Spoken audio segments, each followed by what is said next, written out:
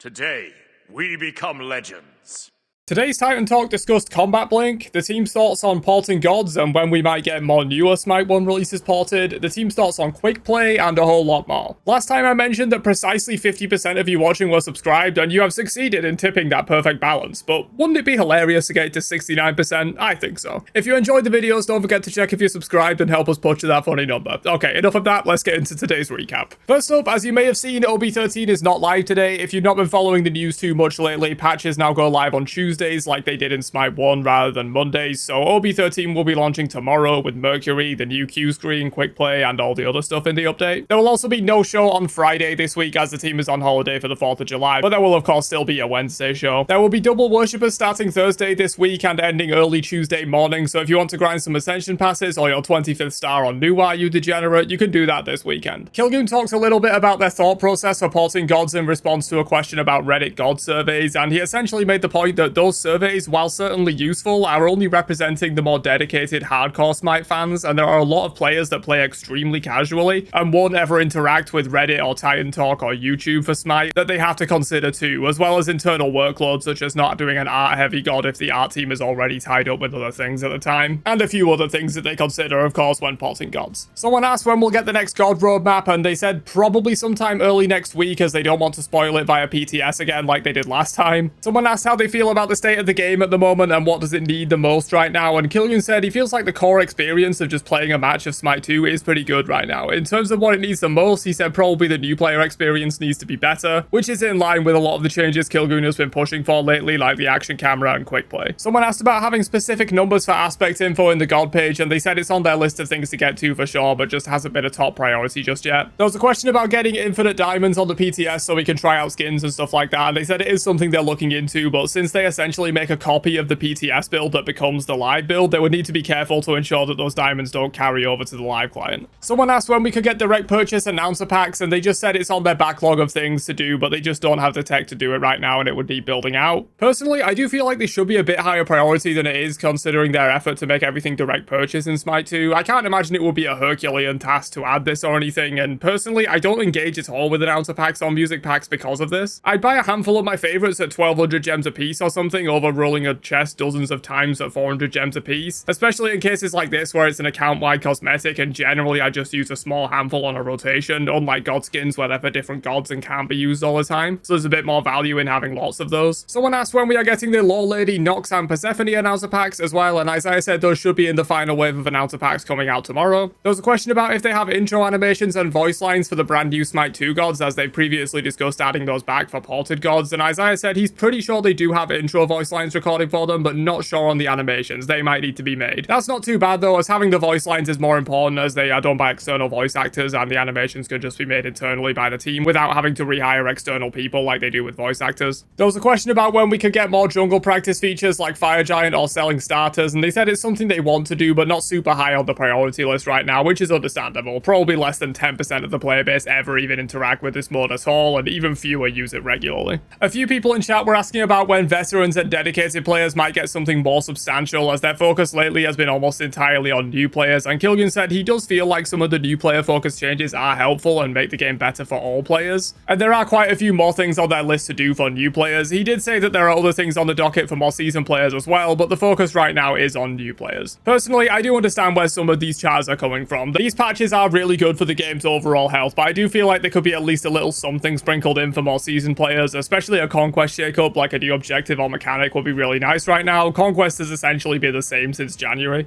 There were a few questions about when the game might go out of beta, and Kilgoon said that the importance of the beta tag is to set expectations, and they feel that right now a beta is pretty representative of the state the game is in, aka functional but unfinished. No ETA on when the game will go out of beta, Kilgoon just said when it's ready. Someone asked why they are funneling new players into a mode that is fundamentally different from the normal game and has experimental features in it, as it could be very strange for them if they move out of quick play and those features aren't there. Kilgoon said they are merely doing it as an experiment right now, and it's possible they will bring some of these features to the normal modes at some point if they're well received. Personally, I do see some of the concern here, especially if these experiments are going to stick around for a long time. If it's only a short-term experiment to gather data before removing them and deciding if they come to the whole game, that's fine, but I do feel like if these things stick around in quick play for months, it could breed a whole generation of Smite players that never leave quick play, because when they try to, the game is so different than what they're used to that they just go back. Smite already has a relatively small player base compared to most other MOBAs, and it's split across multiple regions and several game modes. I don't think it also needs to be split again by quick play versus non-quick play. I think this idea works best as a short-term testing ground or an arena that is there for your first few levels before being transitioned into regular queues. But if some of the ideas from quick play are well liked enough, they could certainly come to regular queues though. I've got nothing wrong with that. The dodge idea is certainly interesting. Someone asked if something could be done to help warriors in the solo lane, as the meta there right now is very mage and hunter heavy, and as I said, they're keeping an eye on it for sure, and there are a few tank buffs coming in OB13. Someone asked about a way to opt out of bot games if you're a more experienced player who just made the move to Smite 2, and Kilgun said he thinks they're important even in those cases to start against bots because you might be rusty or not familiar with new systems like active items or split scaling. There was a question about Aphrodite's mid and full damage viability, as she is currently only really valuable as a support, and Kilgun said he thinks she's not too bad as a mid right now, but they are potentially looking at doing her aspect as a way to make her more viable in mid, or change her base kit back to being more damage oriented and mid viable and make her aspect into the support version, but they just don't have a solid design for that kind of thing yet. Someone asked what if the fire giant exploded into 20 stat rocks on death, and Kilgun seemed to like it. This is something I've half jokingly suggested before, and it would be pretty epic, though there could be some small concerns with the coordinated teams just giving every single rock to one guy and they become pretty OP.